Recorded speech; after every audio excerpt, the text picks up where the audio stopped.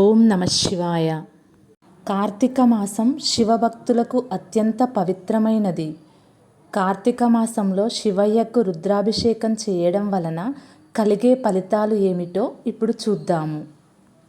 రుద్రాభిషేకం అనగా శివుని రుద్ర రూపానికి స్నానం చేయడము.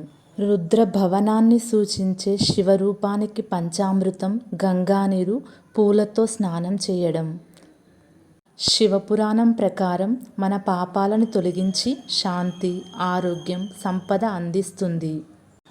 శివపురాణంలో ఒక కథ ప్రాచుర్యంలో ఉంది. రాక్షసుడు భయంతో ధర్మపతిని వేధించాలనుకున్నాడు. ధర్మపతుడు కార్తీక మాసంలో శివరుద్రాభిషేకం చేస్తాడు. శివకృప వల్ల రాక్షసుడు భయపడి పారిపోయాడు. రుద్రాభిషేకం చేసేటప్పుడు పాటించవలసిన నియమాలు: ముందుగా శివలింగాన్ని జలముతో శుభ్రము చేసుకోవాలి.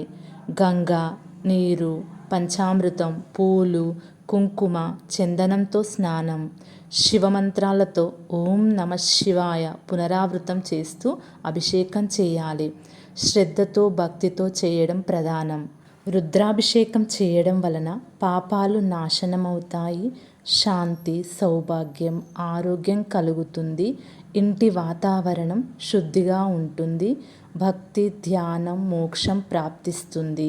మీరు కార్తీక మాసంలో రుద్రాభిషేకం చేసి శివకృపను పొందండి. మీరు అనుభవించిన ఫలితాలను కామెంట్లో నాతో పంచుకోండి. హరహర మహాదేవ. నా వీడియో నచ్చితే లైక్ చేయండి, షేర్ చేయండి, నా ఛానల్ని సబ్స్క్రైబ్ చేసుకోండి.